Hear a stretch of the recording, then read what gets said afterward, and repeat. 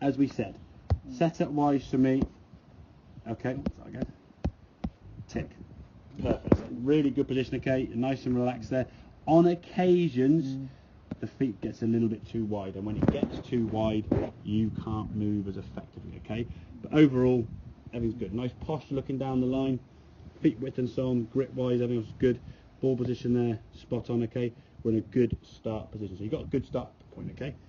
Takeaway and backswing, as you see in both of these cases now.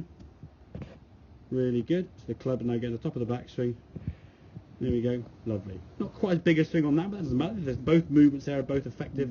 You're making a full shoulder turn, and you're getting your left wrist and so on to hinge the club nicely. Okay.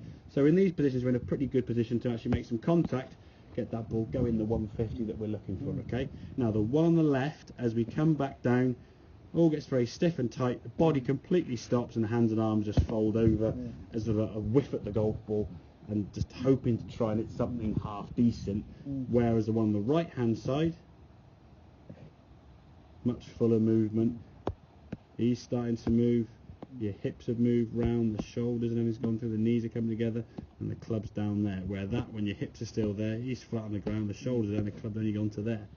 So this on the right hand side, a much better movement, a much fuller movement, and that's what you've got to try and do. You need to rotate your Well, yeah, hips it's just exactly, just let everything go. The problem is when you get to your goal swing up here, you're in a good position here now, so from about when the club starts going to 6.67, that club now is coming back to the golf ball, okay? You're making contact with the golf ball at 7 seconds, so literally about a third of a second from the top to the impact, you're making contact. The problem is from here, if you think about everything, as you get to about here, we're still pretty good from here now, but everything now kind of stops, so your hips from here don't really move at all. It's just a pull with the arms. So because the body hasn't moved, this arm has to bend, okay? And then people see as your arm's coming through, oh, your arm's bending. And what they then think is your head now has risen up from where it was as it comes to impact. Oh, your head must have lifted after the ball. No, it hasn't. Everything's just sort of stayed back here. You hit the ground behind the ball and then hit the ball on the way up. So you've topped it. And that's probably where the people then say, oh, you lifted it because you topped the golf ball. You must have gone up in the air this way. Well, no, you haven't done, more often than not. Most of the time you just sort of kept yourself down too long. You kept very stiff and tense and the club just bottoms out behind the ground here somewhere. So when the club, as we know, it makes a circle, the circle has a low point and then starts going up, so we top it. Or we might catch the end part of the club and there's the one that shoots out to the right. Okay. Now, as I said, all the logical changes with the golf swing are usually wrong. So if you're losing balance, we get a wider stance. That's going to cause you to move less, which causes you to lose more balance.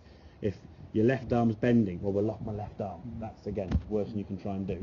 Okay, so I'll try and throw my arms up that way. We're not trying to do things against what naturally wants to happen.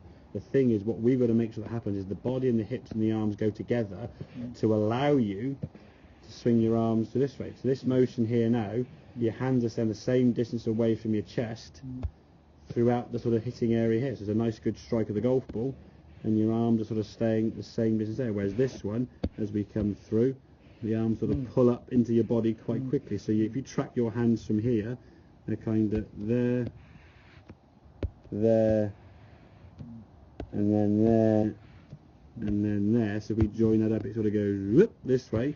Whereas this one, from the same sort of spot, we're there, we're there, we're there, and then we're through. So it's more that way.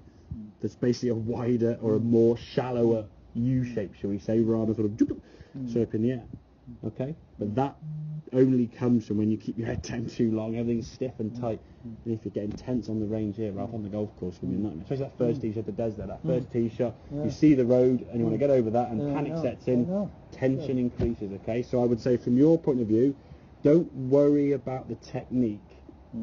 Don't worry about should the club do this, should the club do that. The actual overall movement's very good. When you allow the freedom of the swing to happen, you can hit the ball better. Get the odd bad shot, that's fair enough, we're expecting that, okay? But it's allowing the body to swing through. Any tension, the shoulder blades, the bicep, the arm, anything, grip, your swing's going to break down completely. Make sense, yeah? Yeah, good. So eliminate some of that thought. I think I'll give you a little bit of practice drills we can go through, but just to sort of say something on the video now. What you can do to help relieve a bit of tension when you go to the driving range, create a playlist on either some sort of media device, a phone, an iPod, or something that you can listen to when you practice. Try and find 8 or 10 songs that you just really just get nice and chilled out with. Whatever, it doesn't matter what they are, just your own personal choices, and play them on the range when you're in golf balls. Then when you get to that first tee, just start humming those songs in your head, or start playing those songs in your head on the net or when you're practicing. So you just start creating that calmness, rather than the second you get into that car park, you look right, you see that first tee and think, oh bugger, here we go again. And it builds up even before you get on the first tee. Probably that thought of that first tee shot is like, oh Christ, here we go. And you're getting tighter and tighter and tighter. You just sort of wandering on the car park and then just sort of panicking about this shot. And it's 10 times worse. Exactly. When you get to the tee and you see 4 people who are going to tee off, and they're watching you swing. Oh, exactly. God, no. So try and do that with the practice. Okay, try and get some music, just sort of create a trigger that sparks off a different response, more of a calm response and a happy response, rather than panic setting in. Okie dokie? Yeah, okay. Good man, well done.